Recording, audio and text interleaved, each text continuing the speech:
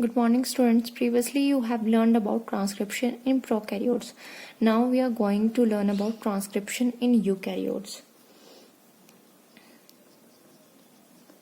Transcription in eukaryotes. So, there are always differences between the prokaryotes and eukaryotes.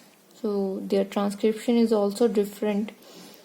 In case of prokaryotes, there is a enzyme called RNA polymerase which help in the transcription, and in this case eukaryotes, these have complex RNA polymerase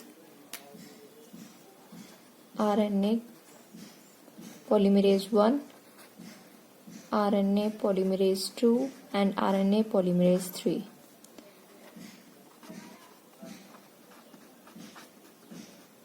So the RNA polymerase 2 is actually appear to be equivalent to the alpha 2 dash.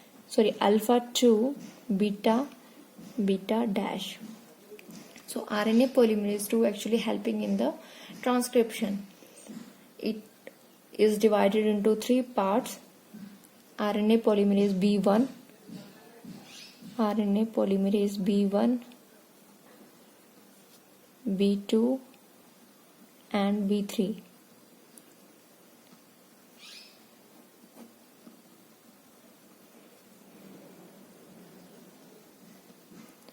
So actually this enzyme helping in the transcription case of eukaryotes. And the process of initiation, there are 3 steps: initiation, elongation and termination. So the first step, that is initiation. So in case of eukaryotes, the process of initiation is more complex as compared to the prokaryotes. What does it mean? There is a DNA chain, there is a promoter region, but there are many recognition factors which helping in the recognition of the RNA polymerase 2.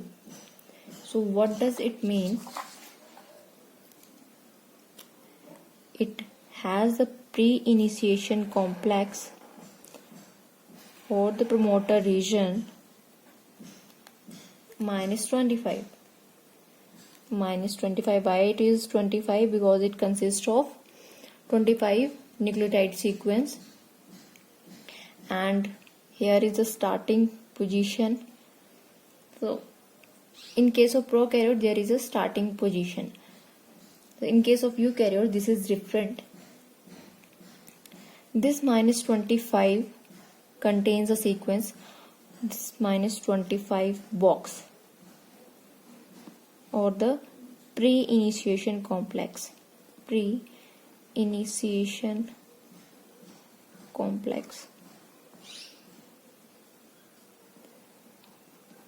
Which has sequence called TART.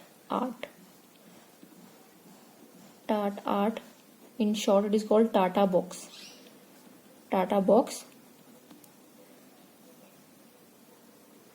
So there one is, this is the DNA chain. Now RNA polymerase 2 does not attach directly to this Tata box. Here we write as Tata box.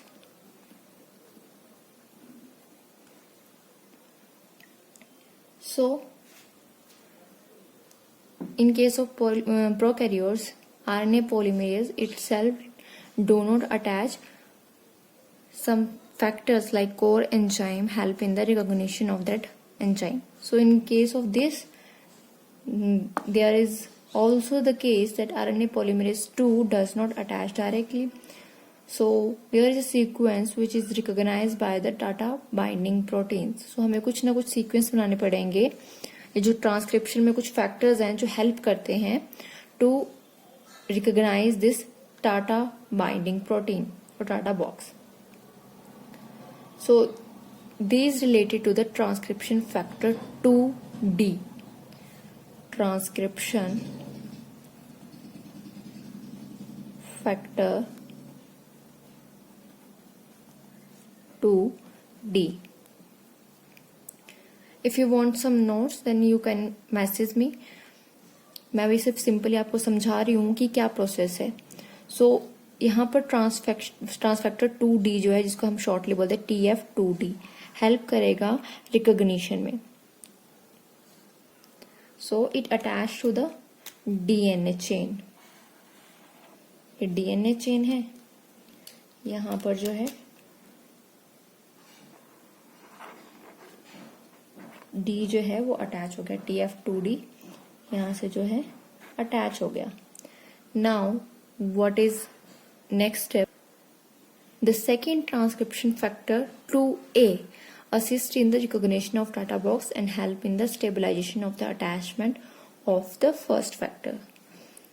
अब एक और transcription factor है, ये एक transcription factor, other is transcription factor 2A.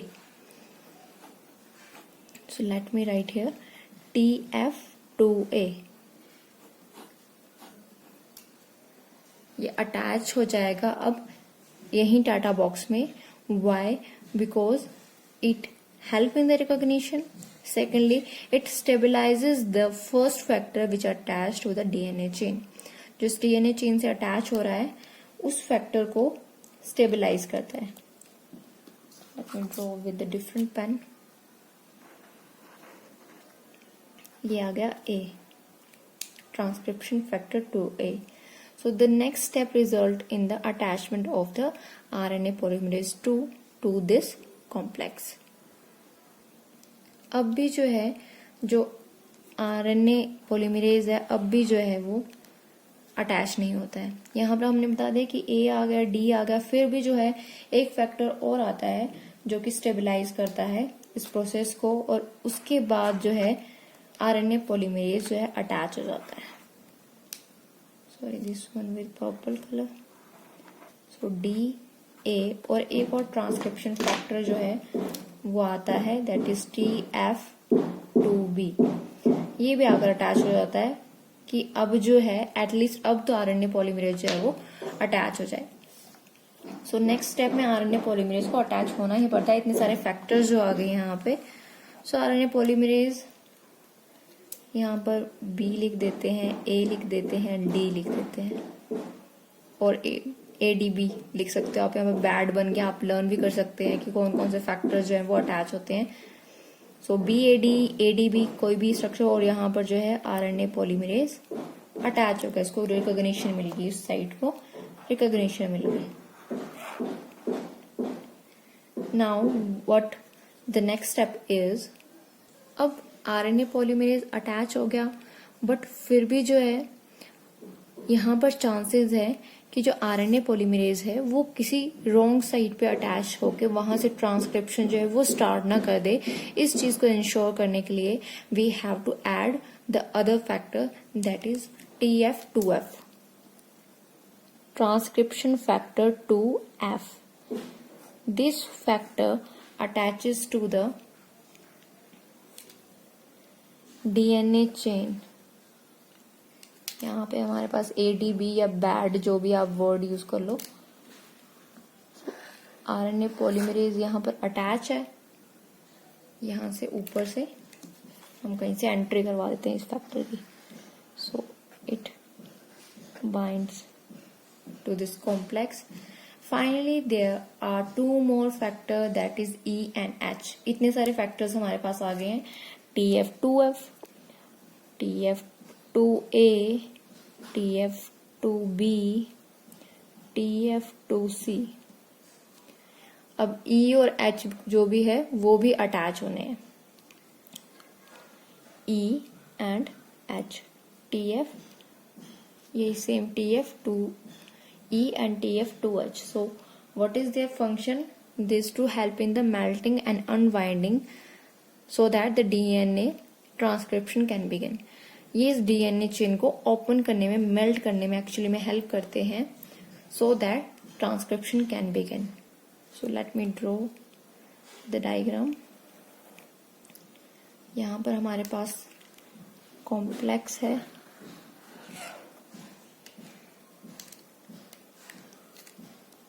AD B, F, now E and H attached to this complex. So this is the complex of the pre initiation, जिसकी मैं बात करी थी कि प्री इनिशिएशन कॉम्प्लेक्स है ये. इसके बाद जो है ट्रांसक्रिप्शन स्टार्ट होती. So number 2 is elongation. Elongation is the same. Elongation वही है कि राइबोन्यूक्लियोटाइड जो है वो अटैच होते हैं, बट प्रोकैरियोट्स में मैंने बताया था कि वो साइटोप्लाज्म में ऐसे पड़े होंगे, और जबकि इन केस ऑफ यूकैरियोट्स, मान लीजिए सेल है, सेल के अंदर न्यूक्लियस, न्यूक्लियस के अंदर जेनेटिक मटेरियल, और यहाँ पर जो है साइड में यहाँ पर पड़े होंगे, वो जो है न्यूक्लियर मेम्ब्रेन के अंदर प्रेजेंट है. Where in case of prokaryotes they are present in the cytoplasm और cytosol. So third step is termination. ये डिफरेंट है from the prokaryotes. So what is the difference? In this case one of the factor detaches itself from the complex. जो भी ये complex बना है, इस complex में से कोई भी फैक्टर जो है वो क्या करेगा, रिलीज हो जाएगा.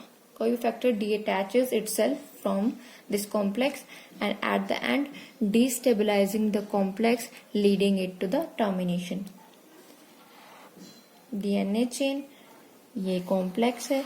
यहां से अगर एक भी जो फैक्टर है वो रिमूव हो गया, ए डी बी ई, मान लो एच रिमूव हो गया या बी रिमूव हो गया, सो इट डिस्टेबलाइजेस द स्ट्रक्चर और ट्रांसक्रिप्शन जो है वहीं पे उसकी टर्मिनेशन हो जाती है. So you can write in the exam that in case of termination, specially in eukaryotes, one of the factor detaches itself from this complex and at the end destabilizing the complex leading to the termination. So this is about the transcription in eukaryotes. Transcription जो है वो खत्म हो गई है. Central dogma process की हम बात करें, जहां पे डीएनए से जो है डीएनए रेप्लिकेट करता है, रेप्लिकेशन, फिर डीएनए से एमआरएनए बनता है, that is called transcription. Okay, so हमने ट्रांसक्रिप्शन कर लिया कि किस हिसाब से which method follows the prokaryotes and which methods followed by the eukaryotes, and in last proteins are formed. So this is the important step which is called translation. Before starting this, I'm going to tell you about the types of RNA. छोटा सा concept है, छोटा सा topic है, types of RNA. So there are 3 types of RNA. First one is rRNA, that is ribosomal RNA.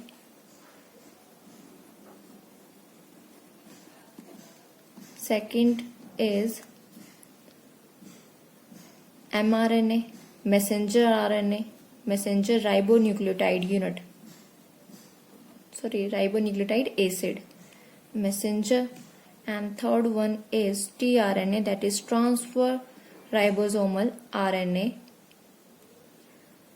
transfer ribonucleotide nucleic acid.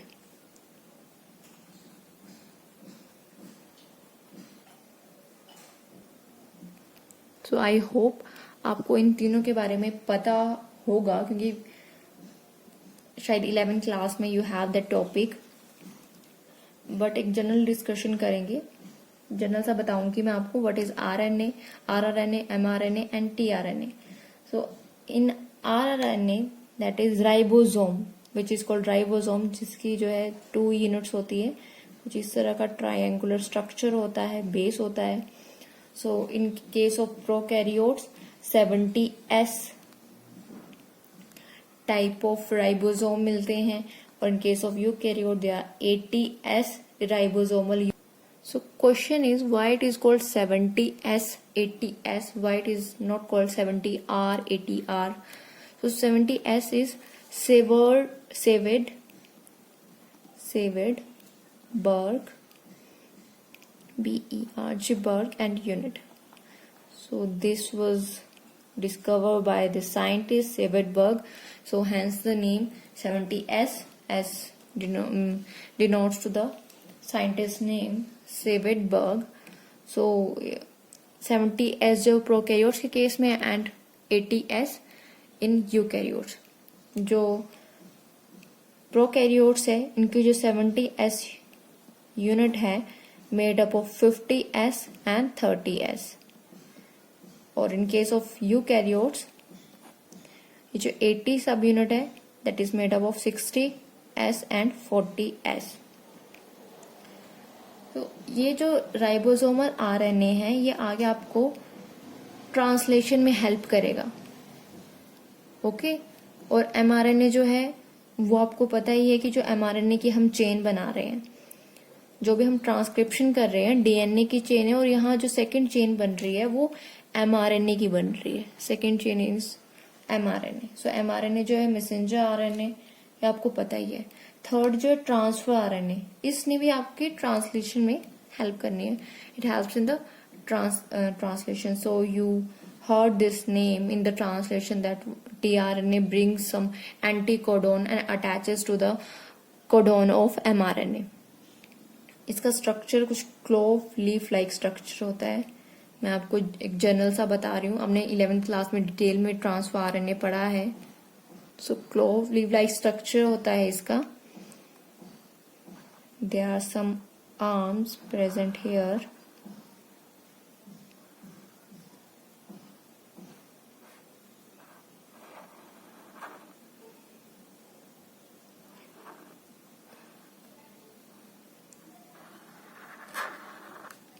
इस type का कुछ structure होता है टीआरएनए का.